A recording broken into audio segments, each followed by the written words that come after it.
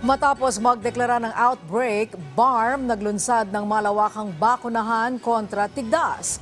House-to-house measles vaccination isinagawa kasabay nito si Lian Bolongo ng PIA Soc-Sargen sa sentro ng balita.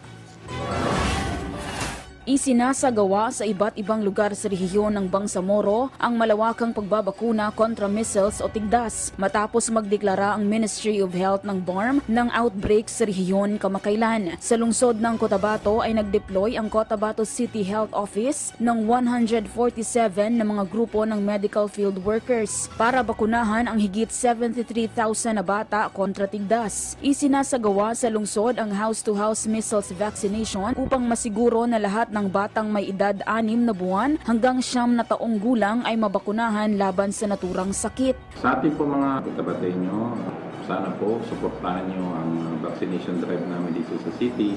Ito po ay para sa protection ng mga anak ninyo. Babakunahan natin ang mga anak natin, that is for their own protection at mapalayo sila sa sakit. Hindi siya masama, hindi siya haram. Kung sa Islam ay halal po yan. Pinalalakas din ng medical health workers sa lungsod ang mga pagsisikap para mahikayat ang mga magulang na pabakunahan ang kanilang mga anak kontra measles. Una-una nila kasing tanong, yung bakuna ba epektibo? Ang lagi ko pong sinasabi, noon pa po sa kauna-unahan pa po mga ninuno natin, meron na po talaga tigdas o measles. Ang kinagandahan lang po sa ngayon, meron na din pong bakuna. At ang bakuna po ito ay noon pa po ay subok, ligtas at epektibo sa ating mga kabataan.